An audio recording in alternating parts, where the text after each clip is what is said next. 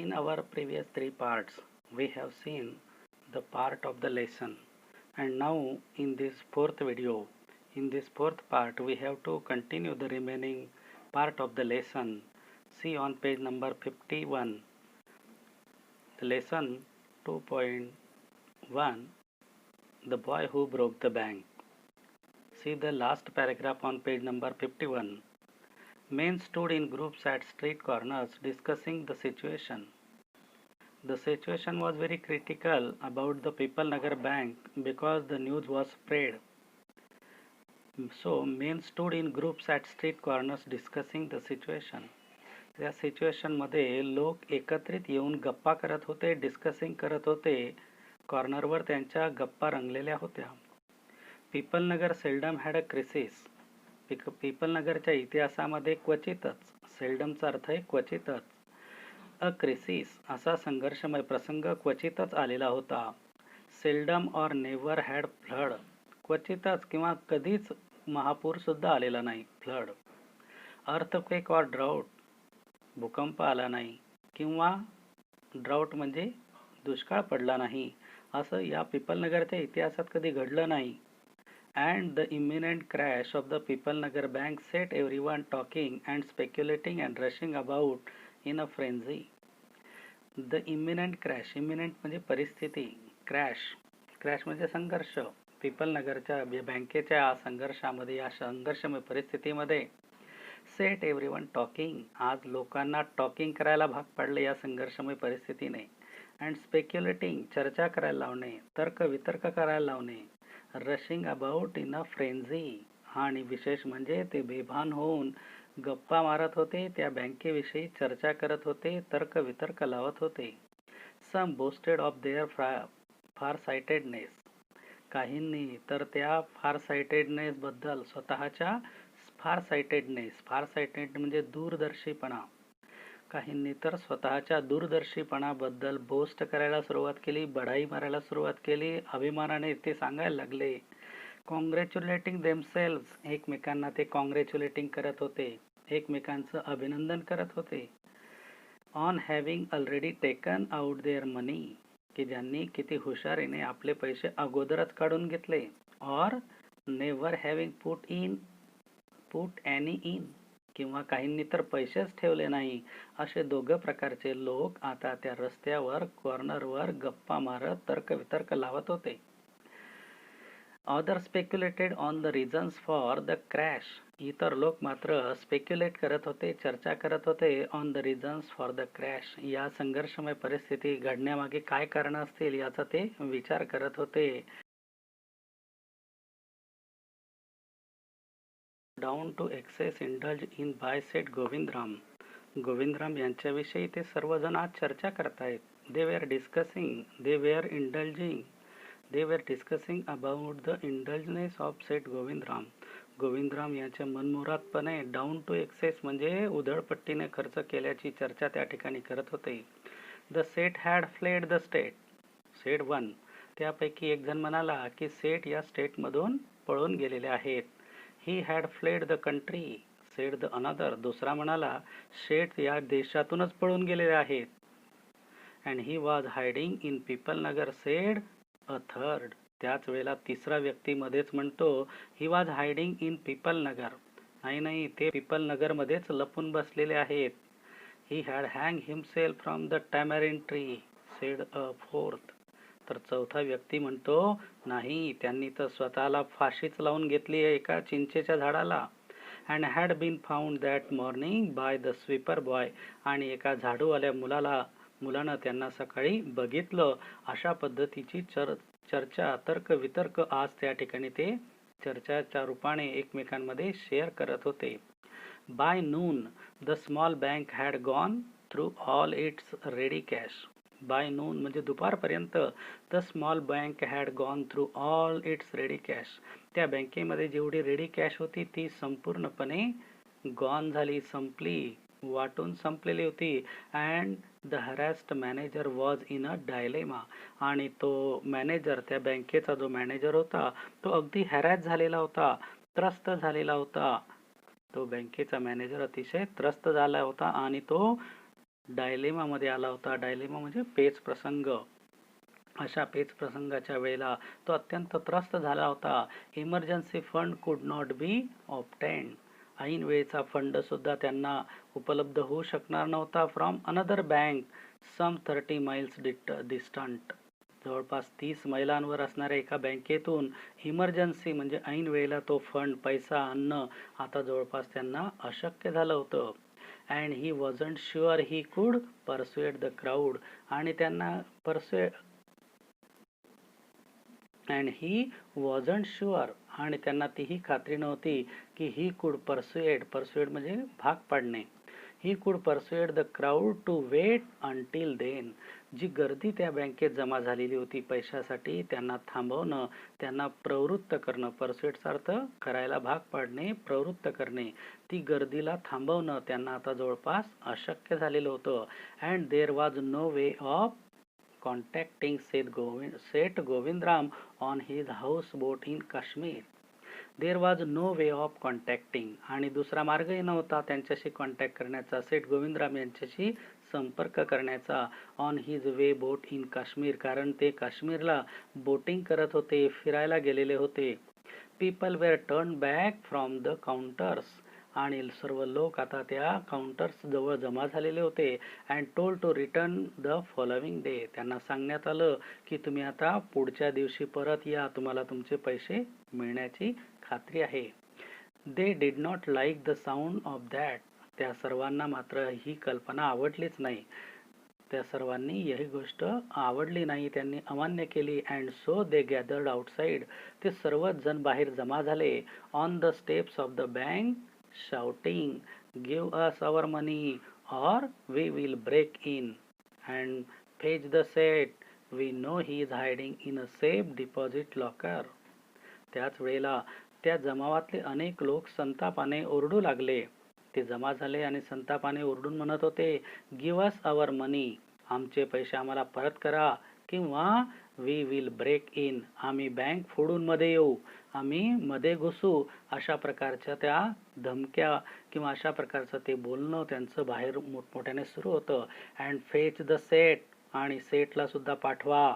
We know he is hiding in a safe deposit locker. काही लोक म्हणत होते की सेठ गोविंदराम हे इथेच बँकेत लॉकर जवळ जमा लॉकरमध्ये, डिपॉझिट लॉकर जिथे आहे त्याच ठिकाणी ते लपून बसलेले आहेत. Mischief makers who didn't have a पैसा इन द बँक. काही लोक खोडकर वृत्तीचे लोक होते की ज्यांचा अजिबात पैसा त्या बँकेमध्ये नव्हता. They also join the crowd and aggravated their mood. ज्या लोकांचा पैसा त्या बँकेत नव्हता ते लोक सुद्धा त्या गर्दीमध्ये जमा झाले, त्यांच्या सोबत एकत्रित आले. And aggravated their mood. आणि त्यांचा मूड, त्यांची मनस्थिती यांनी अजून बिघडवली. त्यांना अजून संताप आणला, त्यांना वेगळ्या पद्धतीने भरवण्याचा प्रयत्न केला. The manager stood at the door. त्या बँकेचा मॅनेजर दरवाजात उभा राहिला. And tried to placate them. त्या सर्व लोकांना तो प्लॅकेट करत होता, त्यांना तो पटवून सांगत होता, त्यांना तो समज देत होता. He declared that the bank had plenty of money. तो सांगत होता की बँकेकडे भरपूर पैसा आहे, but no immediate means of collecting it. पण आता सध्या त्याच्याकडे ते नाहीये, इमिडिएट नाहीयेत, आताच्या आता उपलब्ध नाहीयेत. He urged them, he requested them to go and come back the next day. त्यांनी आता सर्वांनी घरी जावं आणि पुढच्या दिवशी परत यावं, अशा पद्धतीनं त्यानं लोकांना समजवण्याचा प्रयत्न करत तो मॅनेजर दरवाजात उभा होता. We want it now chanted some of the crowd. गर्दीतल्या काही लोकांनी एकाच सुरामध्ये चांटिंग केलं, मोठ्याने आवाज दिला, नाही नाही, आम्हाला आत्ताच हवेत. And a brick hurtled through the air and crashed through the plate glass window of the Peepalnagar bank. त्याच वेळेला एक ब्रिक hurled through, अतिशय हवेतून वेगाने ती एक वीट कोणीतरी भिरकवली आणि crash through the plate glass window of the Peepalnagar bank. त्या पीपलनगर बँकेच्या खिडकीच्या एका काचेवरती वीट जाऊन आदळली, काच फुटली. Nathu arrived the next morning. हा सर्व असा प्रकार सुरू असताना दुसऱ्या दिवशी नथू त्या बँकेजवळ आला. Nathu arrived next morning to sweep the steps of the bank. दररोजचं आपलं झाडण्याच्या कामाच्या निमित्तानं तो त्या ठिकाणी आला. He saw the refuse. त्यानं तो रिफ्यूज पाहिला, कचरा पाहिला, अस्वच्छता पाहिली, घाण पाहिली. And broken glass. आणि ती तुटलेल्या काचांचे तुकडे बघतो. And stones cluttering the steps. आणि दगडाचे इकडे तिकडे पसरलेले तुकडे बघून त्याला काय झालं असेल? संताप आला असेल. Raising his hand in gesture of horror and disgust he cried. हे सर्व बघून तो वर हवेत हात करून जेस्चर करतोय, हाताने इशारे करतो. अरे देवा, हे असं काय घडलं? हे असं काय झालेलं आहे? असं म्हणून तो स्वतः त्या ठिकाणी डिस्गस्ट झाला. डिस्गस्ट म्हणजे हॅट्रेड करणे, तिरस्कार करणे या गोष्टीचा. होलिगन्स. तो मोठ्याने ओरडून पडला. It is a type of abuse. Hooligan, sons of donkey. अरे गाढवांनो. अशा पद्धतीनं तो, तिथे कुणी नव्हतं पण स्वतः तो त्या ठिकाणी संताप व्यक्त करत होता. As though it isn't bad. As though it isn't bad enough to be paid late. मला अगोदरच पैसे लेट पेड होत आहेत, एवढं कमी होतं का? It seems my work has also to be increased. याचा अर्थ असा होतोय की my work has also to be increase. तर त्यामुळे माझं काम वाढवून दिलं तुम्ही. He smote the steps with his broom.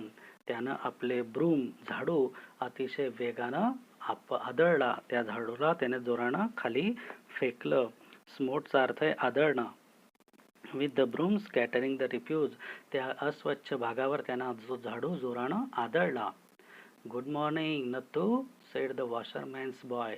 त्याच वेळेला त्या ठिकाणी वॉशरमॅनचा मुलगा तो पुन्हा आला आणि त्याला गुड मॉर्निंग म्हणतोय. Getting down from his bicycle. तो सायकलवर होता, सायकलवरून खाली उतरला. Are you ready to take up a new job. आता तू नवीन काम करायला तयार आहेस ना मग? The first of the next month. पुढच्या महिन्यापासून तू नवीन काम स्वीकारायला तयार आहेस का मग? असा प्रश्न त्याने त्याच्या मित्राला विचारला. You will have to, I suppose. मला वाटतं तुला ते आवडेल. Now that the bank is going out of business. Now that the bank is going out of business. आता मला समजलं आहे की आता ही बँक मात्र दिवाळखोरीत निघाली आहे. How is that, said Nathu. नथून आश्चर्यानं विचारलं. अरे कसं काय? Haven't you heard. ऐकलं नाही का तू? Well, you had better wait here until half the population of Pipalnagar arrives to claim their money. Then you will, well, you would better wait. तर मग ठीक आहे, इथे तू वेट कर. until the half population. गावाची अर्धी लोकसंख्या असलेले लोक या ठिकाणी येतील. पिपलनगरला येथील arrives to claim their money. त्यांचे पैसे मागण्यासाठी ते सर्व या ठिकाणी जमा होतील. बघ मग तू इथे वाट त्यांची. And the wave. And he waved cheerfully. He did not have a bank account. And he waved cheerfully. आणि आनंदानं तो हात हलवत निघून गेला. He did not have bank account and sped away on his bicycle. त्याचं अकाउंट या बँकेत नसल्यामुळे तो हात हलवत त्या ठिकाणावरून निघून गेला. आणि Nathu went back to sweeping the steps muttering to himself. Nathu आपल्या जागेवर जाऊन बसला. Muttering to himself. स्वतःशीच तो मटरिंग करत होता, पुटपुटत होता, बडबड करत होता. When he had finished his work. त्यानं काम संपवलं. He sat down on the highest step. त्यानं आपलं झाडण्याचं काम संपवलं आणि सर्वात वरच्या पायरीवर जाऊन तो बसला. To await the arrival of the manager. आणि त्या मॅनेजरची तो वाट बघू लागला. He was determined to get his pay. त्यानं आज डिटरमाइन केलं होतं, ठरवलं होतं की आज आपण आपले पैसे घेऊनच जायचे, आपला पगार आपण घेऊनच जायचा. या उद्देशानं तो त्या ठिकाणी थांबलेला होता. Who would have thought the bank would collapse, he said to himself, and looked thoroughly into the distance. I wonder how it could have happened. He would have thought the bank would collapse. तो स्वतःशीच विचार करतो की अरे कोणी विचार केला होता का की ही बँक कोलॅप्स होणार आहे. कोलॅप्स म्हणजे बुडणार. या बँकेची अशी दिवाळखोरी निघेल असा कोणी विचार केला होता का? And look through thoughtfully into the distance. लांब अंतराकडे एकसारखी नजर टाकून तो विचार करत बसला होता. आय वंडर हाऊ इट कुड हॅव हॅपन्ड. आणि विचार करतोय हे कसं काय झालं असेल बरं. अशा पद्धतीनं या ठिकाणी त्या छोट्याशा झाडूवाल्या माणसाला ही गोष्ट लक्षात आली नाही नथूला, की छोटंसं बोललेलं वाक्य र्युमर म्हणून कसं पसरलं. अशा पद्धतीनं या लेसनमध्ये आपल्याला नथूच्या एका छोट्याशा बोलण्याने समाजामध्ये कशा प्रकारचे रूमर पसरते, अशा प्रकारच्या रूमर या आपल्याला अनेक वेळेला चुकीचं मार्गदर्शन करतात. चांगल्या गोष्टींना त्याचा तोटा पण होतो. म्हणून आपण अनेक वेळेला या धड्यातून काय शिकलो असं विचारलं तर आपण म्हणाल की कोणत्याही गोष्टीची शहानिशा केल्याशिवाय आपण त्यावर आपलं मत मांडू नये. किंवा एखादा व्हॉट्सॲप सारख्या, फेसबुक सारख्या सोशल मीडियावर एखादा मेसेज आला असेल आणि तो कोणीतरी फॉरवर्ड केला असेल, तो मेसेज आपल्याकडे आल्यानंतर आपण आपली सामाजिक जबाबदारी म्हणून काय करणार, त्याला विचारपूर्वक विचार करूनच त्याला पुढे फॉरवर्ड करायचा. अन्यथा त्याला तिथेच डिलीट केलं पाहिजे. धन्यवाद.